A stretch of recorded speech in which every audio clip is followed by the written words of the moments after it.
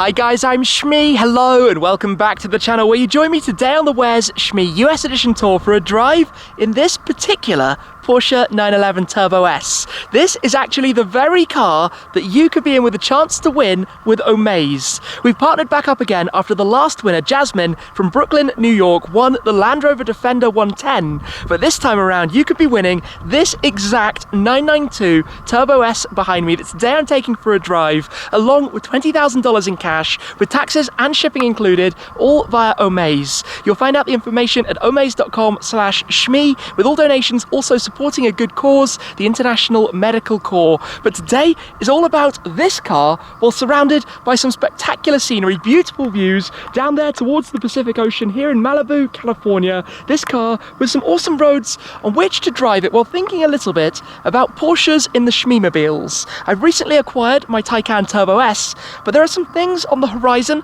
that grab my attention. I'd like to see a little bit more of what this is about, having driven the Turbo S before on the Autobahn, close to 200 miles an hour, but today with some incredible roads on which to try it out. So let's talk Porsches while taking out this Turbo S. I've got to say that this particular 992 Turbo S is looking very, very nice. Parked up here in the afternoon sunshine, ready to go for a drive in the GT Silver metallic paintwork. I'm not normally the biggest fan of the 911s, but there is no denying that this thing is fast. All-wheel drive, the 8-speed PDK, the 3.8 litre twin-turbo flat-six, making 650 horsepower. It does 0 to 62 miles an hour in a mind-boggling 2.7 seconds on paper, even quicker in reality, 2.4, 2.5 seconds. There's not much else out there that does it as repeatedly as this does. You could do a launch control and another launch control and another launch control and just keep on going.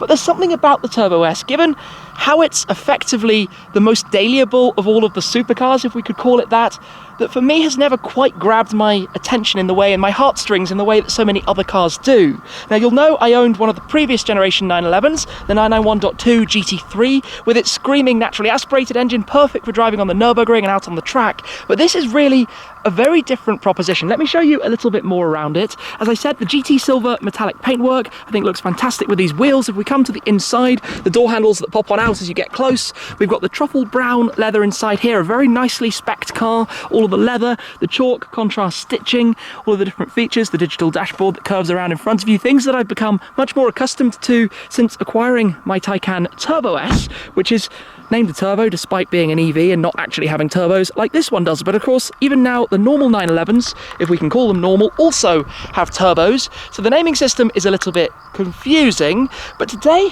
I want to take this car because, like I said, we've got some amazing roads around here. Go take it for a drive and see what it's actually like. Given that the Turbo S is based on the 992, you have all of the technology, everything you could want. Keyless, we've just got the little toggle on the side to start it up. Obviously you get that quite powerful sound, but it's not the most emotive sound. Anyway, close us up in here. We're in normal drive mode at the moment. The car has the ability to know and connect to your profile and all sorts of clever trickery and things, and we've got the surround cameras and everything that makes life just a little bit easier, not wanting to drive off the edge of the effectively cliff that is beside us here. The electric memory seats as well, can shuffle and adjust those.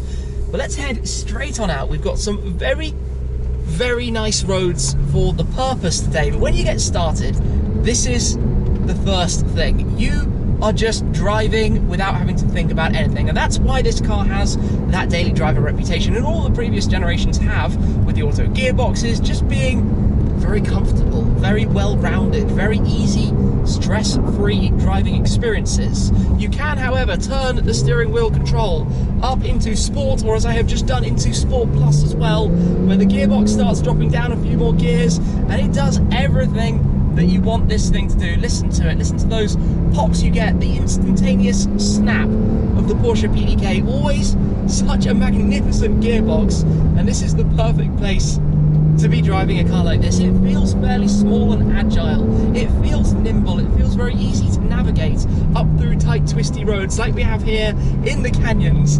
It's just a beautiful, beautiful place, but it doesn't have that screaming naturally aspirated engine. It doesn't have that rawness that comes from a more purist driver focused model. What it does do is offer an abundance of speed beyond probably what you would ever realistically need. Mark my words, when you do a launch control in one of these things, it just absolutely absolutely flies. Now you can press the button in the central console, pop it into manual. You have the buttons on the back of the shifter, but not in the way that you do in a more sporty car. They're clearly not really targeted at being used in the same way. It sits very, very flat. Obviously with the four-wheel drive you can get back on the power very, very early out of some of the corners. And the beautiful thing about these roads is that they're so twisty, you don't even really need to be going all that fast to enjoy them an awful lot.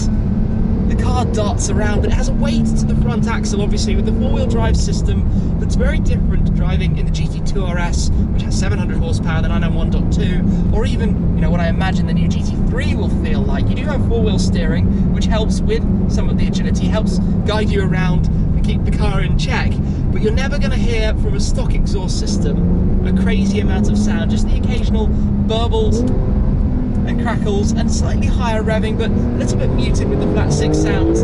Then foot down and the car just launches you into another stratosphere. I've said that phrase before, but there is no better example than this thing. The way it takes off is just mind-boggling, and as the road actually here just starts to open up,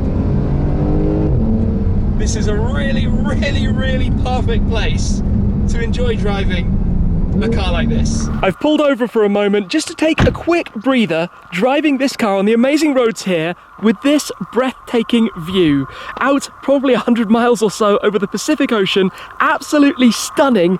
And of course driving in this car, and you could be doing the exact same with this very 992 Turbo S, the GT Silver metallic paintwork, glistening today. As I said, all of the information is at omaze.com/Shmee, where you can enter to be in with a chance to win this car along with $20,000 of cash, along with shipping and taxes included, with every donation also supporting the International Medical Corps, who are a global first responder helping with regions of conflict, disease or disaster to both get relief out but also to help with training. Today though, just with this car on these roads, I said I'd never previously been a big Turbo S kind of guy, but this is exactly where it feels at home. Totally, totally stunning. And just imagine, you could be doing the same with this very car that I'm driving today with Omaze. For now though, let me hop back on board and continue. Here's the thing, right, and this is where the Turbo S excels so very far, which is if you want to have one car for everything, one car for sporty drives, one car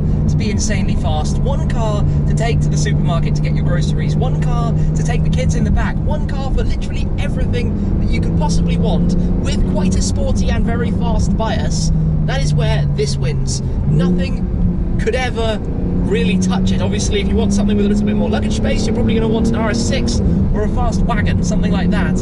But on these kind of roads, this comes into its own. There are some things that I've always found a little bit peculiar about the 992s. For example, you have the 5 dials on the dashboard, the traditional 5 dials, but on this car, with the steering wheel position, you actually can't see the ones on the left and the right.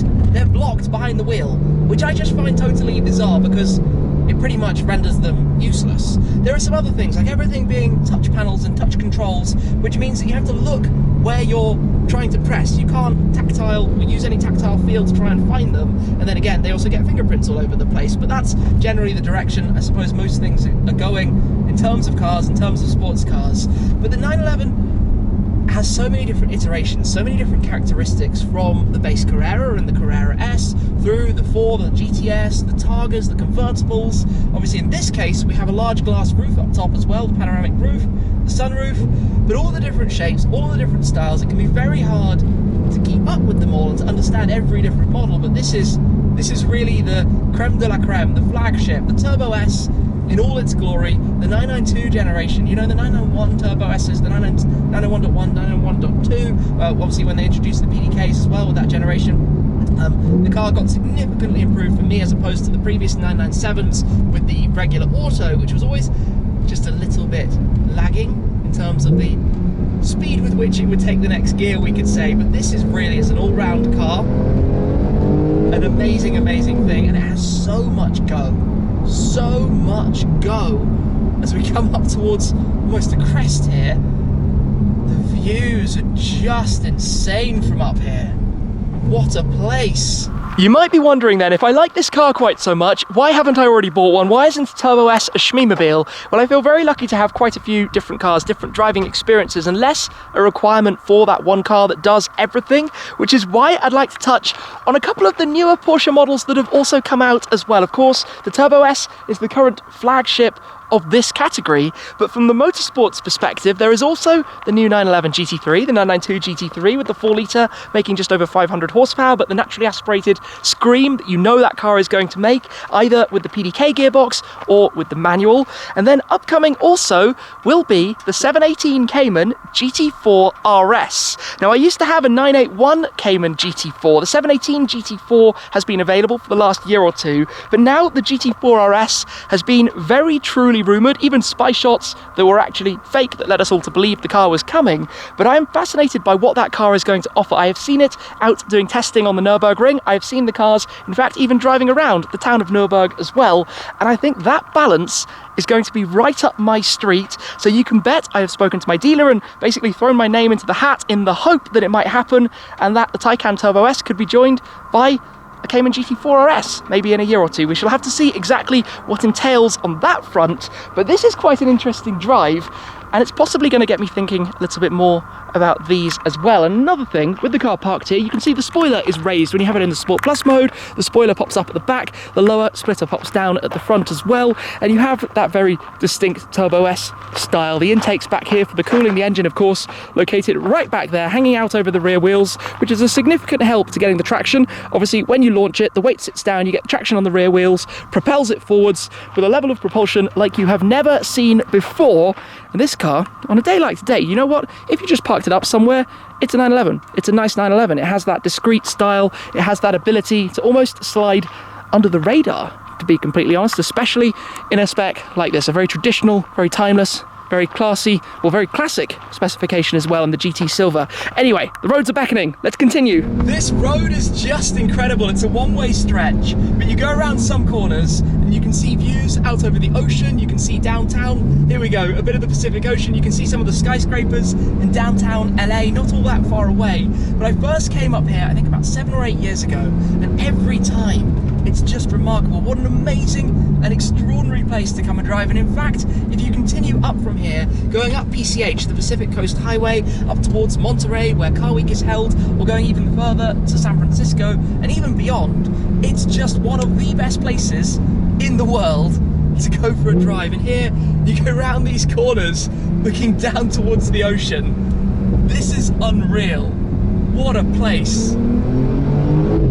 Add in the car then to be driving it in, and just wow. And every Turbo S, by the way, has carbon ceramics as standard on the 992, which obviously helps significantly when heading downhill, with a few of the pops going off behind as well. And a tight steering rag, you don't really need to move your hands off the wheel. Very GT-esque steering wheel.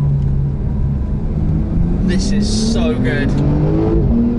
It just doesn't sound that dramatic. That's one of the other things. If you purely based on the sound, it wouldn't feel like the car was moving all that quickly. But believe me, my ears are popping as we make our way down the mountainside here. This is glorious.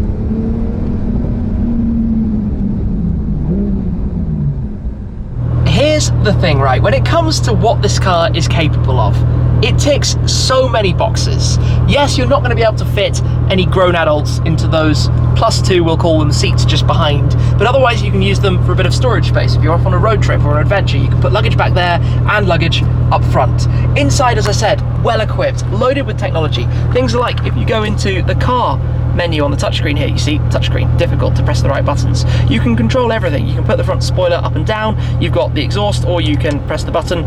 You can hear the difference that makes quite prominently. We've got PDCC, Porsche Dynamic Chassis Control, your traction button, your hotkey that you can configure. You've got the various touch panels for the climate here that you can set, all of which works really well. We've got the ventilated seats, we've got the heated seats, you've got one cup holder here. The passenger cup holder is actually over that side. You press that and it pops on out nice and easily over that side, although gone was the previous system that they had, which I personally really quite liked. It was over-engineered, but I did actually quite like it. To turn the car on and off, this is where on the previous generations you did physically put in the key.